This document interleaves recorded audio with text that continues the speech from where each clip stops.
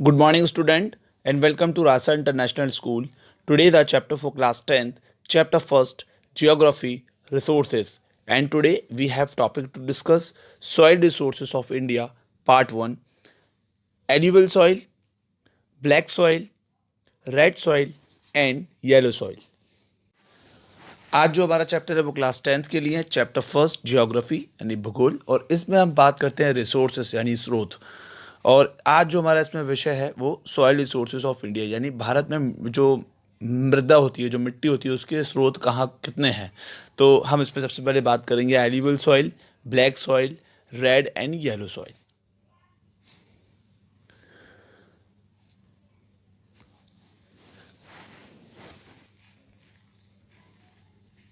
Look at the first topic, the soil resources of India. India is a country of vast dimension with the various condition of geology, relief, the climate and vegetations. On the basis of factors responsible for soil formation, color, thickness, texture, age, chemical and physical properties, the soil in India can be classified into different types.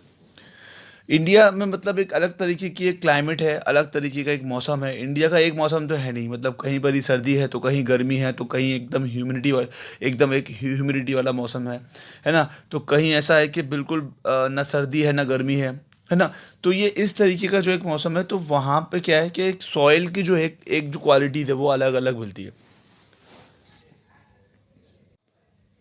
जैसे for example अगर मैं बात करता हूँ कि भाई ये ऊपर का जो नॉर्थ पार्ट है ना, यहाँ बहुत सर्दी होती है तो यहाँ की सॉइल अलग चली गई। और ये सेमी मतलब एरिड डेजर्ट एरिया, तो यहाँ पे जो है एक ज़्यादा गर्मी है और यहाँ की जो सॉइल आपको अलग देखने को मिलेगी, है ना। ये नॉर्दर्न प्लेन है तो यहाँ पे जो सॉइल है आपको अलग देखने को मिलेगी, है ना। ये वेस्टर्न कोस्टल प्लेन और ये ईस्टर्न कोस्टल प्लेन, तो ये अलग अलग तरीके का मौसम है। कहीं बहुत ज़्यादा गर्मी है, कहीं गर्मी सर्दी बरसात है, तो it effect the soil of our country. ये जो टेम्परेचर है, जो क्लाइमेट है, ये हमारे इंडिया की जो है जो सॉइल है उसको ये इफेक्ट करता है। तो अब इंडिया में कितने टाइप की सॉइल है? इंडिया में alluvial soil, red soil, forest soil, black soil, laterite soil and arid soil. अब हम इन सॉइल के बारे में बात करते हैं और ये जानने की कोशिश करते हैं कि ये सॉइल इंडिया के किस किस पार्ट में है और इनसे कितनी जो एक इम्पॉर्टेंट जो एक इनके फीचर्स हैं, इनकी क्या क्या एक विशेषता है। Now look at the topic alluvial soil. The alluvial soil are found over the large part of the country. It's cover about the 45.6% and total land area of country. जो एलिवल सॉइल है वो हमारे India के large part में पाई जाती है और ये इंडिया का तकरीबन 45.6% एरिया जो है ये कवर करती है। फॉर्मेशन, अब हम बात करते हैं इसके फॉर्मेशन की कि ये बनती कैसे है। एलिवल सॉइल और transported soil, most of the soil are derived from the sediment deposit by the river as it in the Indo Gangetic plain. Thus, the parent material of these soil is soil of the transported origin. These soil consist of varying proportions of sand, silt, and clay. In the upper course of river, the soil is coarse. In the middle course is medium, and the fine grain the lower course. The apart from the size and their grains and particle soil, as they described according to their age as well, they are old alluvium in new alluvium. Locally, the old alluvium is called bhangar and the new alluvium is called khadar. देखिए अब हम बात करते हैं alluvial soils का जो एक formation होता है वो किस तरीके से फॉर्म होता है। देखिए सबसे पहले तो अगर हम बात करते हैं ये जो है ये मतलब ये ग्लेशियर से जो नदी, ग्लेशियर तो जो पानी पिघल के आता है, ठीक है, जो मेल्ट होके आता है, तो उसमें मतलब जैसे गैंगटिक प्लेन में मतलब पूरा ये जो एरिया है यहाँ ये सॉइल आपको देखने को मिलेगी। यहाँ से लेके यहाँ तक का एरिया जो है ये पूरा एल्यूवियल सॉइल तक का एरिया है ये, ठीक है। अब ये सॉइल आती कैसे है? अब ये सॉइल का आने का तरीका ये है कि ये जो पहाड़ है, ठीक है, यहाँ से जो है मेल्ट होता है। यहाँ पे दो ग्लेशियर है, यमुनोत्री गंगोत्री ग्लेशियर थे, जहाँ से दो रिवर भी निकलती है। Yamunotri originated from Yamuna originated from Yamunotri glacier and Ganga originated from the Gangotri glacier. अब यहाँ से जब ये बर्फ़ पिघलती है तो ये पिघलने के साथ अपने साथ बहुत बड़े बड़े पत्थर को बहा के लेकर आती है। जब वो पत्थर टकराते हैं, जब रिवर अपने फर्स्ट अपर कोस्ट पे होती है ना, अपने पहले कोर्स पे होती है, जब उसकी स्पीड बहुत तेज़ी होती है, अपर कोर्स पे होती है, तो उसकी स्पीड बहुत तेज़ होती है, तो अपने साथ पत्थरों को तोड़ती हुई लेकर आती है। तो वो जो पत्थर टूटते हैं तो उनके साथ उनका जो सिल्ट होता है, जो टूटा हुआ मिक्सचर होता है, वो नॉर्दर्न प्लेन के किनारे पे रह जाता है, ठीक है। तो देखिए, the soil consist of the varying proportion of sand, silt, clay. In upper course the river soil is coarse, in the middle court medium and fine grain the lower course. मतलब यहाँ से बहुत तेजी से ये पत्थरों को बहा के लेकर आती है अपर कोर्स में। मिडिल कोर्स में क्या है, उनको जब ये वाटरफॉल से नीचे उतरती है तो मिडिल कोर्स में आती है, प्लेन्स में आती है। तो जब ये प्लेन्स में आती है तो यहाँ पे क्या किया था कि मिट्टी का जितना भी जो एक मिक्सचर होता है पत्थरों का, वो अपनी साइड में जमा होना शुरू होता है। लेकिन जब ये इस एरिया में डेल्टा बना रही होती है तो यहाँ सबसे ज़्यादा with the due to heavy weight of heavy weight of sand and silt, तो इसकी स्पीड थोड़ी कम हो जाती है। तो इस एरिया में आपको सबसे ज़्यादा मिट्टी देखने को मिलेगी जहाँ ये डेल्टा बनाता है। तो ये नदी के किनारे पे जब ये रिवर अपनी जो मिट्टी छोड़ती है, इसको एल्यूवियल सॉइल बोलते हैं। एल्यूवियल सॉइल बनती कैसे, ऊपर पहाड़ों से बड़े बड़े पत्थर जो हैं वो टूट के आते हैं। जब वो टूटते हैं और जब उनका मिक्सचर बनता है, तब ये नॉर्दर्न प्लेन के किनारों पर जो है ये रह जाती है।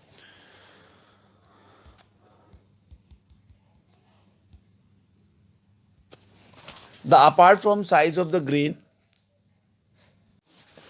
Apart from the size of grain, particle soil described according to their age as well. They are old alluvium and the new alluvium. अब देखिए, अब इसकी एज के हिसाब से मतलब यहाँ पे दो तरीके की मिट्टी होती है। एक तो ओल्ड एल्यूवियम पाई जाती है और एक न्यू एल्यूवियम पाई जाती है। Locally the old alluvium is called भांगर। जो पुरानी एल्यूवियल्स होती है उसको क्या बोलते हैं, भांगर। और the new alluvial is called the khadar. The old alluvium often contain the kankar nodules with the calcium carbonates in subsoil. The new alluvium is more fertile than the old. अब जो पुरानी जो एक एल्यूवियल सॉइल होती है वो क्या कंटेन करती है, कंकर और नूडल्स होते हैं ना, विद द कैल्शियम कार्बोनेट। लेकिन जो नई एल्यूवियम होती है वो ज़्यादा फर्टाइल होती है पुरानी फर्टाइल से, पुरानी जो है सॉइल से। Now the look at the topic crops. Alluvial soil are very fertile. This soil contain the adequate proportions of potash, phosphoric acid and lime. Due to their softness and fertility, these are the best suited to irrigation and agriculture. When they properly irrigate to alluvial soil, yield the splendid crops of rice, wheat, sugarcane, tobacco, jute and vegetable, fruits etc. अब इस मिट्टी में, ये मिट्टी क्या है, बहुत ज़्यादा फर्टाइल होती है ना। अब इसमें क्या है, पोटेश और फॉस्फोरिक का, एसिड और लाइम का एक प्रोपोर्शन भी होता है, इसमें एक मिक्सचर भी होता है ना। ये मिट्टी बहुत ज़्यादा सॉफ्ट होती है। और इस मिट्टी से जो नॉर्दर्न प्लेन में जो फसलें उगाई जाती हैं वो कौन सी हैं, क्रॉप्स यानी फसलें जो उगाई जाती हैं वो कौन सी है, rice, wheat and sugar cane, tobacco, jute and vegetables. ये फ्रूट्स और जितनी भी जो मतलब ये जो चीज़, ये सब जो फ्रूट्स हैं, ये सब यहाँ इस मिट्टी से उगाए जाते हैं। अब इसका एक मेन रीजन कहाँ है, the widest occurrence of the alluvial soil in the greatest Indo Gangetic plain starting from the Punjab in the west to West Bengal and Assam in east. They also occur the deltas of Mahanadi, Godavari, Krishna and Kaveri. Some alluvial soils found in the Narmada and Tapi valleys. Northern part of Gujarat also have some cover of alluvial soil. अब जो alluvial soil का जो एक part है, देखिए अगर सही देखा जाए तो एल्यूवियल सॉइल का पार्ट यहाँ तक है पूरा ही, ये पूरे नॉर्दर्न प्लेन को कवर करता है। ठीक है, अब इसमें जो महानदी, गोदावरी, कृष्णा, ये सारी रिवर्स जो हैं ये एल्यूवियल सॉइल का ये एरिया कवर करते हैं। And alluvial soil found in the Narmada and Tapi valleys. Northern part of Gujarat also have some cover. अब गुजरात का ये कुछ पार्ट, ये वाला पार्ट, कुछ पार्ट जो है यहाँ पर भी एल्यूवियल सॉइल देखने को मिल जाती है। Now look at the topic black soil. The black soil are also called the regur and the black soil, cotton soil because the cotton is the most important crops grown these soil. After the alluvial soil, black soil occupy the largest area in country. It is cover about the 16% total geographical area in the country. अब देखिए, अब हम बात करते हैं काली मिट्टी के बारे में, ब्लैक सॉइल के बारे में, है ना। और इसको रेग्यूर सॉइल भी बोला जाता है, मतलब इस सॉइल को रेग्यूर सॉइल भी बोला जाता है। ठीक है, तो black soil is also not regur soil. और ये किस काम में आती है, ये जो आती है ये बनने के काम में आती है कॉटन। तो क्वेश्चन बन सकता है, the cotton is made by the which soil, black soil, and black soil is also known as regur soil. तो अब देखिए, अब इसके बारे में हम पढ़ते हैं फॉर्मेशन।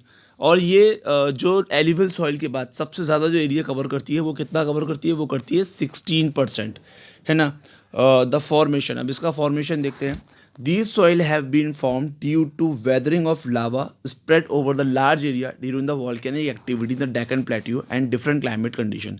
ये जो मिट्टी है, ये जो सॉइल है, ये लावे के फॉर्मेशन से बनती है। ठीक है, और डेकन प्लेट्यू की साइड ये बनती है।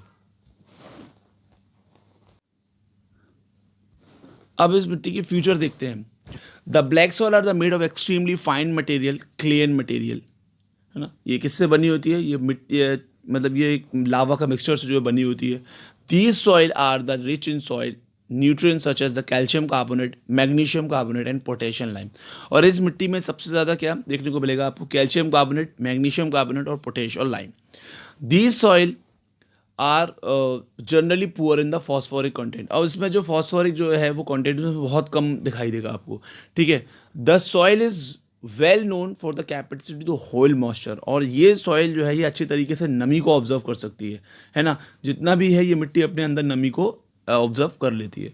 During dried condition deep cracks develop in the soil which help in the proper aeration of soil. अब यहाँ पे क्या है कि इसमें जब एक ज़्यादा जो एक क्रैक पड़ते हैं, है ना, जब इस मिट्टी पे ज़्यादा क्रैक पड़ते हैं तो इसमें सबसे बड़ी बात क्या है, इसमें जो है जो सॉइल का जो फॉर्मेशन है वो ज़्यादा अच्छे तरीके से हो जाता है।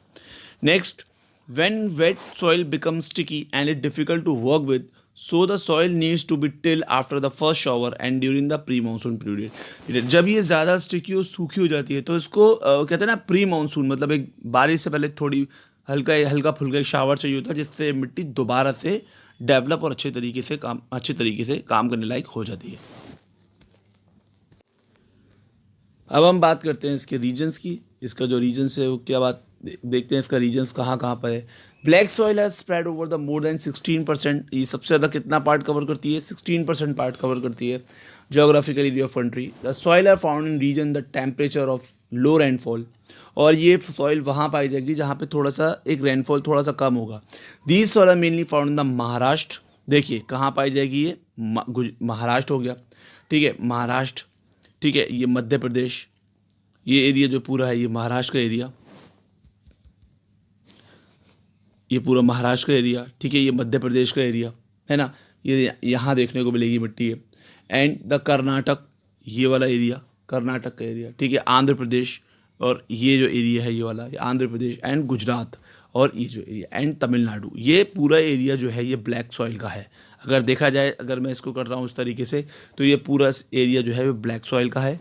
अब ब्लैक सॉइल से जो क्रॉप्स है वो कौन सी उगती हैं देखते हैं हम।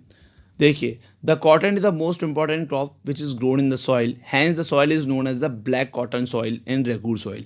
देखिए इस सॉइल से क्या बनता है? इस सॉइल से बनता है कॉटन। भाई ब्लैक सॉइल से क्या बनता है? कॉटन। और सबसे बड़ी बात, इसको किस नाम से जाना जाता है? रेगूर सॉइल के नाम से भी जाना जाता है और ब्लैक कॉटन के नाम से भी। लेकिन इससे कुछ इंपॉर्टेंट जो खेती होती है वो वीट और शुगर केन, मतलब wheat, sugar cane, tobacco, oil seed, some of other important crops are growth well in this soil. और ये जो इसका अपना एरिया देख लिया, डेक्कन प्लेट्यू को साइड पे मिलती है, इससे कॉटन उगाया जाता है, शुगर केन उगाई जाती है इससे, है ना, और वीट उगाया जाता है, टोबैको एंड ऑयल सीड, ये सब इससे जो है इससे इसकी खेती की जाती है।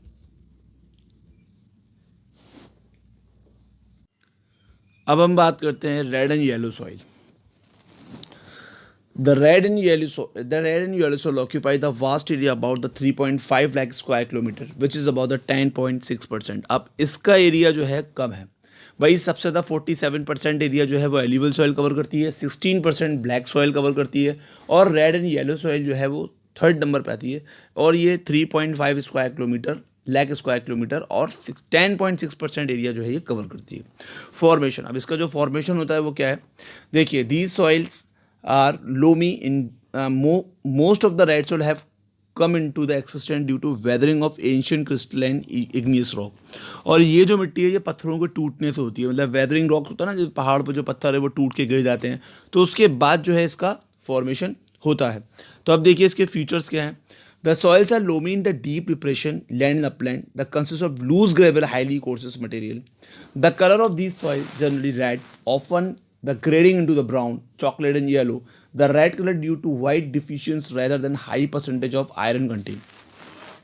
It look yellow when it occur in a hydrate form. अब देखिए ये जो सॉइल है इसमें सबसे ज़्यादा रेड कलर देखने को क्यों मिलेगा? क्योंकि ये पत्थरों के टूटने से बनती है, और मतलब इसमें आयरन की जो एक मात्रा है वो ज़्यादा देखने को मिलेगी इस मिट्टी के अंदर, तो इस वजह से इसका कलर जो है वो रेड दिखाई देता है।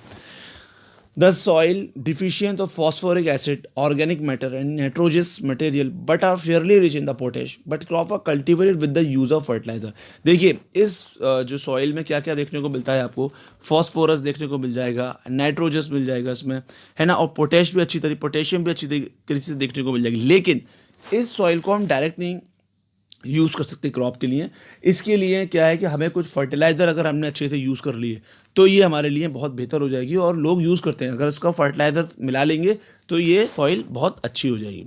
ठीक है, नेक्स्ट देखते हैं इसको हम रीजन्स मतलब क्रॉप्स देखते हैं क्या क्या हम इससे उगा सकते हैं। Like the cotton, wheat, rice, pulses, millets, tobacco can be produce by the using fertilizer and irrigation. अगर हम इस सॉइल के अंदर थोड़ा सा फर्टिलाइजर मतलब कुछ मिक्सअप कर लें, है ना, फर्टिलाइज़र को मिक्स कर लें और इसके अंदर थोड़ा सा इरीगेशन पानी की जो एक मात्रा है वो टाइम पे इस मिट्टी को मिल जाए, तो हम इससे कॉटन है, व्हीट है, राइस है, पल्सेस है, माइलेट्स है और टोबैको ये सब हम उगा सकते हैं। अब हम बात करते हैं रीजन्स की। अब देखिए हम बात करते हैं इसके रीजन्स की। These soil has spread almost the whole Tamil Nadu part of Karnataka. देखिए सबसे पहली बात, इसका जो एक मेन जो एक पार्ट है वो क्या है, तमिलनाडु है, ठीक है, कर्नाटक है, ये इसका एक पार्ट हो गया। मतलब यहाँ जो है ये मिट्टी आपको देखने को मिल जाएगी। और उसके बाद साउथ ईस्ट के अंदर ये महाराष्ट्र का एरिया हो जाएगा, है ना, eastern part of Andhra Pradesh. अगर हम ये एरिया देखते हैं आंध्र प्रदेश, तो इस पार्ट में ये देखने को मिलेगी। साउथ ईस्ट के अंदर महाराष्ट्र है, eastern part of Andhra Pradesh और मध्य प्रदेश, और ये मिट्टी मध्य प्रदेश में भी देखने को आपको मिल जाएगी, एंड उड़ीसा, और ये उड़ीसा में भी देखने को, और छोटा नागपुर एंड झारखंड, ये सारा एरिया जो है ये इस रेड सॉइल का है। I hope you like this video. We will upload some more new topic of this chapter. Till then, stay safe and goodbye.